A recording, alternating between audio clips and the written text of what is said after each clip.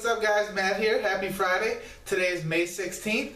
Welcome to the show. So this first story I wanted to talk about today comes to us from North Logan, Utah, which is just a small city of about 8,000 people. A man named Jason Burr allegedly brought 2 guns into a hospital and began to make demands. 2 parole officers happened to be there with a parolee and were able to stop him. Burr was shot 4 times and is now hospitalized in critical but stable condition.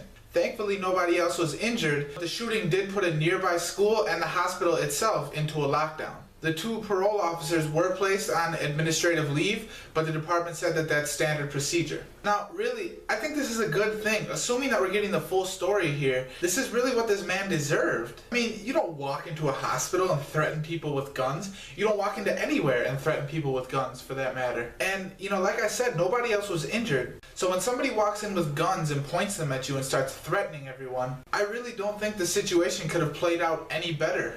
Alright, so this next story happened on the campus of St. Thomas University, which is just a small college in Minnesota. Some of the students had a hump day planned. Hump day being a reference to the Geico commercial where the camel walks around the office trying to get people to ask him what day it is so he can say, "Hump day?"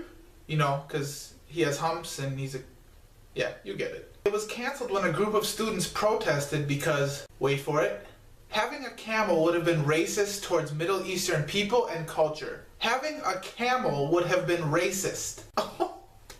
Get real. Get fucking real. If that's the case, petting zoos are racist. Those carnival rides where you ride on a camel around in a circle, all those little kids are racist. All those carnival workers are racist. Geico is even racist, apparently. A university spokesman was even quoted after this incident saying, "St. Thomas is a Catholic university that welcomes students of all faiths and cultures." They're making a statement like they did something wrong?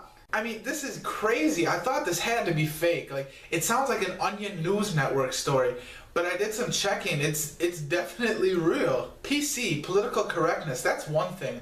But this is on a whole nother level. This is insane. I can't even believe this is true. Alright, let's move on before I have a heart attack on camera or something. So, continuing on. Twin explosions have reportedly killed 10 and wounded many, many more in Nairobi, Kenya. Now, 2 suspects have already been arrested in connection with this, and the explosions were believed to have been caused by hand grenades. And, travel warnings were issued by countries like Australia, Great Britain, the United States, and apparently for good reason. Now, this is still a developing story. As of recording this, it happened maybe a couple hours ago, according to the news stories I was reading. So the Kenyan authorities don't have a whole lot of information on this yet. Now, there are things around this world that happen, and they're just awful. And this is one of those times. These attackers, they literally make me ashamed to be a human being, to be a fellow human being of theirs.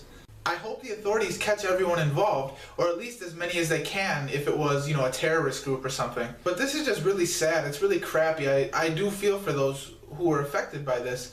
And, let's keep them in our thoughts on this one. This last story is about New York Jets defensive coordinator Dennis Thurman apparently slapping a woman after she told him she wasn't interested in his advances. The woman says they were at the bar and he was trying to buy her drinks and hit on her and all that stuff. And she said no, she made it clear she wasn't interested, at which point he got aggressive. He then slapped her, quote, out of nowhere. So this is kind of what I'm taking from this story. In the pictures you can see her flipping him off. If she did that, she probably said some not so nice things. He got angry and slapped her. And not to excuse his violent response at all, obviously that's unacceptable. But if she was kind of flipping him off and egging him on, that kind of thing, it's not really quote-unquote out of nowhere, is it? Now, she wasn't injured, but she did file a police report because she was worried he might hit other women. The New York Jets organization could not be reached for a comment on this. Now, lastly, I will note these are the only pictures I could really find of the incident. TMZ says they show evidence of the slap, where he's in the follow-through of a slap. Now, personally, I don't see it, but the story is linked below. You can read through and check it out.